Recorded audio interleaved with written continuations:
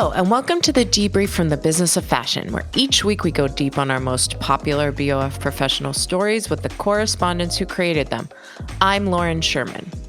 If you're listening to this, you probably at least sort of know what an NFT is. It stands for non-fungible token, or in the simplest terms, a digital ID that is entirely unique.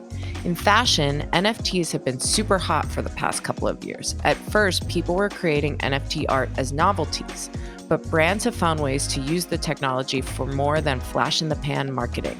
For instance, brands could hypothetically collect royalties on the sale of goods on the secondhand market by linking a physical item with an NFT. But technical loopholes are making it hard to implement this at any serious scale. Today, BOF technology correspondent Marc Bain is joining me to discuss what's happening in the market. Marc, thank you as always for joining me on the Debrief. Thank you so much for having me. I always love being on.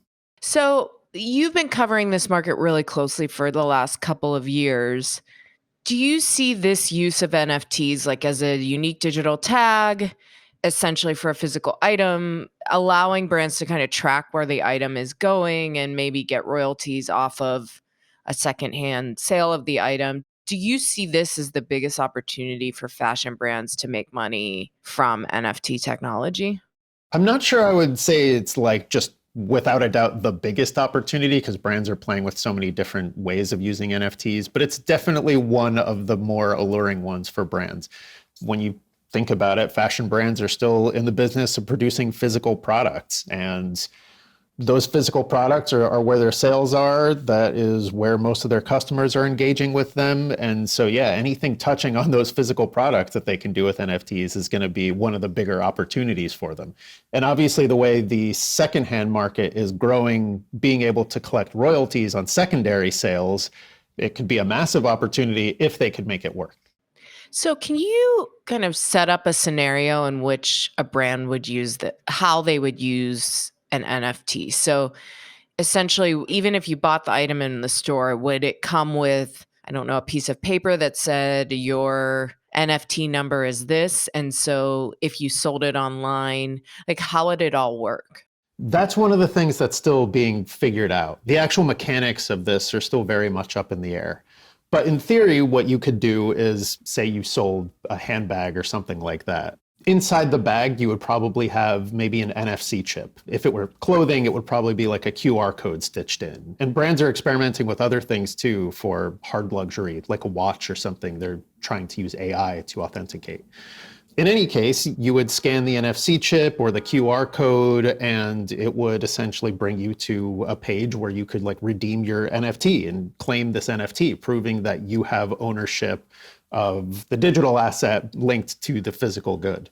So other than the fact that it sounds like it's a little complicated, what is holding brands back from moving forward with this? Well, one is that point of just how do you attach these digital IDs to physical goods? And there are different companies working on this. Like Eon is a technology provider that's working with a number of brands to provide these digital IDs. They're kind of platform agnostic. They're not doing specifically NFTs, but their point is that you could use these for NFTs. And the Aura Blockchain Consortium is also creating NFTs to link to physical goods for like authentication. But again, how exactly you do that is still a little tricky. It's not like a mainstream consumer experience at this point that you buy a bag and you like scan the NFC chip and claim your NFT. So there's that part to work out. But there's also this other layer of stuff to work out of like, say you sell your bag and you send the physical item to the person who buys it or to the consignment platform or whatever. Like, do you have to then manually transfer the NFT as well? What if you decide not to? What if, even if it's not just about deciding that you don't want to do it, what if you're just lazy and don't do it? And there are also things being worked on to deal with this too. Like one option is like what you could call a pull system rather than a push, where like the person who receives the item would then be able to scan whatever in the bag or the clothing or whatever and then claim that NFT as their own. But so there are a lot of mechanics, like really basic stuff still being worked out. And then you get into this other problem where if the idea is to get royalties on secondary sales, It's probably not going to be enough that you just code it into the NFT. The way in theory this would work is like, say you transferred ownership of the NFT, there's a smart contract that would be triggered and it would kick back, say, like 5% of the sale price to the creator or something. Well, this is a commonly used mechanism with like art NFTs, for instance. But there's been this big uproar in the NFT market because a lot of marketplaces have not been honoring these royalties. Some newer marketplaces looking to attract customers and like lower fees and all that sort of stuff have said that they actually won't honor these royalties. In theory, it would be great if the code itself would just be able to execute. And that's sort of the idea, is like you wouldn't need anyone intervening. But there are technical loopholes that allow people to get around this. And it really comes down to like, well, will the marketplaces actually enforce these?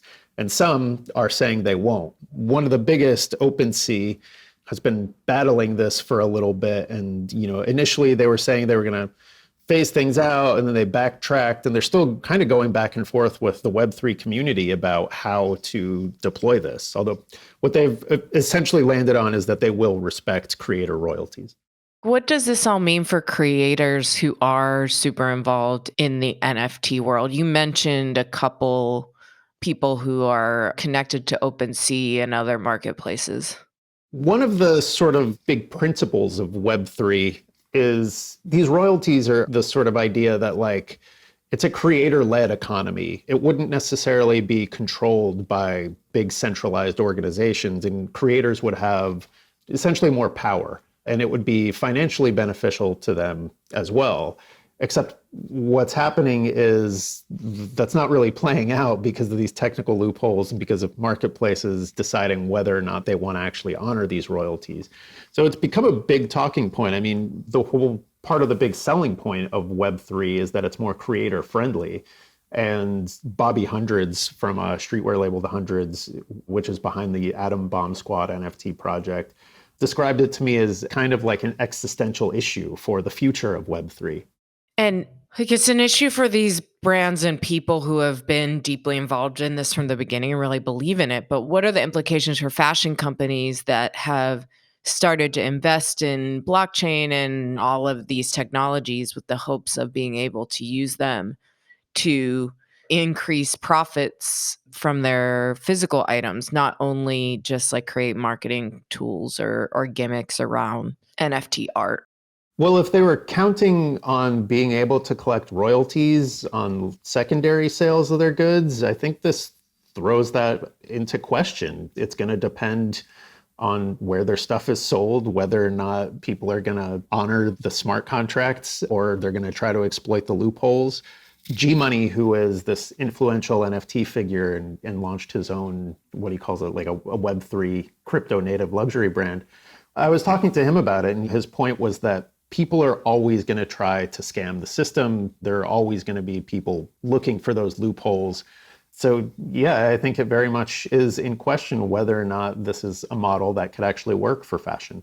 You sort of mentioned a bit about OpenSea, but could you talk a bit more about how the marketplaces are responding to what the fashion brands and creators are demanding or asking for? So the marketplaces, there are a lot of different ones out there, and they're all taking their own approaches. For a big marketplace like OpenSea that kind of dominates the space, they want those creators coming to their platform. They do have an incentive, I think, to say that they're going to honor creator royalties. But some of the smaller marketplaces and the newer marketplaces that are coming up, and they are looking for customers who, let's face it, the NFT market is kind of in the dumps right now. So they're just looking for business. They're looking for ways to cut fees for people looking to buy any way they can. Some of them are saying, like, we won't honor royalties. Some of them are saying, we'll leave it to you, the customer. It's up to you to decide whether or not you want to pay them. So there's kind of a big mix of responses. And that's actually part of the issue that's been going on in the NFT community. Is it does, I think, show that creators are not entirely in charge here. And even if the marketplaces were doing everything they could to serve the creators, that doesn't really solve the fashion problem completely, right? Because the other issue is that most of these marketplaces aren't set up to trade physical goods. Like they're not like eBay. Can you talk a bit more about why integrating an eBay-like service into an NFT market is not something that anyone's even tried to do, it sounds like? Yeah, I mean, the big marketplaces that are focused on NFTs, that is their business. It's NFTs. The number of NFTs linked to like physical goods is pretty minor. There's just not really a market for it at this point. And you would run into the same issues that you have with any marketplace. Like you have to upload product photos, maybe measurements, and list the brand, and all that sort of stuff. So it's kind of like building an entire other infrastructure into an existing site. So right now, it's like, even if you were a fashion brand that wanted to get secondary royalties through NFTs, there's not really like a good place where you can sell this stuff and actually have that happen. So yeah, that is yet another wrinkle in kind of this plan. Though that's not to say it won't ever happen. It's just that currently the infrastructure doesn't really exist on any sort of large scale. What do you think will happen then? Do you think that new marketplaces will emerge? Do you think that brands will kind of take it into their own hands? I think those are both possibilities. I think we could eventually see marketplaces focused on physical goods that have linked NFTs. But I do think a very real possibility is that brands would take it into their own hands. We've seen some luxury companies offering their own resale. I don't see why it would be really any different. And one of the advantages of doing that is they wouldn't have to fight with the marketplaces to say, like, will you honor our royalties or anything? They would do it themselves. They would have the royalties built in. So yeah, I think that's one likelihood. The question for me is like, how much does any of this scale? It sounds like an amazing idea. Imagine if, you're a really large brand and you could collect even a small slice of every time like one of your products is resold. You're not just collecting on that initial sale, you're collecting on every subsequent sale too. But how to actually make that work, I think, is very much still in question. Yeah, I mean, to me, the question is what's in it for the consumer? Because here's the thing. If you buy a bag, and I don't care if there's a chip in my thing and it's chasing me around, whatever, it's fine. Like I've given up on privacy a long time ago. But if, say, I wanted to resell a handbag or something, I would assume that if you're giving royalties back to the producer of the bag, that's going to probably cut into whatever you're going to make. And then if you're selling it through a marketplace, or even if you're selling it directly through the brand, you're also giving up some of the money from that. Like it makes the idea of reselling something seem even harder than it already is. And the instinct could end up being, well, I'm just going to go to the local secondhand shop and sell it because it's annoying and I have to wait for my money, but at least I'm not going to be giving up part of the profits. What do you think the incentives could be for a consumer to even bother signing up and participating in this? This is certainly the wild west of this era of whatever this market is. And it's just so messy. And it just feels like right now that there's never going to be a solution. And maybe there won't. And this will not be a conversation 5 years from now. Or maybe it'll be really established. But it's interesting for you that you're covering it on the ground floor when everything is so sloppy and confusing.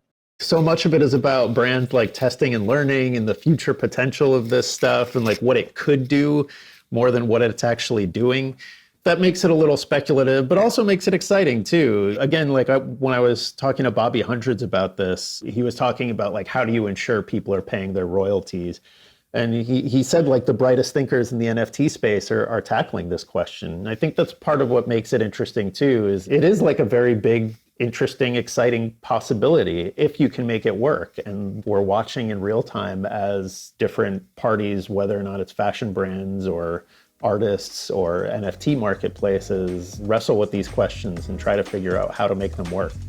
Marc, always so interesting to talk to you. I always learn many, many new things. Thank you so much for joining us. Thanks for having me. I always enjoy being on and talking. Super fun. Thank you, Marc. I really appreciate it.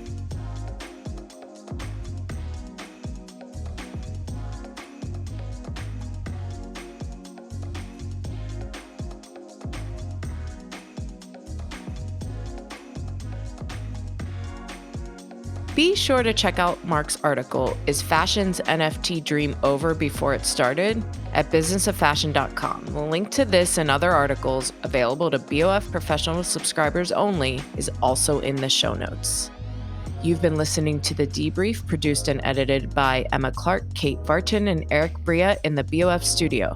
I'm Lauren Sherman, and I'll be back next Wednesday with a new episode. Thanks so much for joining us, and be sure to follow us wherever you get your podcasts. You can join BOF Professional today with an exclusive 25% discount on an annual membership covering key industry topics from sustainability to technology to marketing, with access to our case studies, live events, and iOS app. To get this special offer and benefit from 25% off of a membership, head to the link in the episode show notes or enter the coupon code DEBRIEF at checkout. Visit businessoffashion.com/memberships.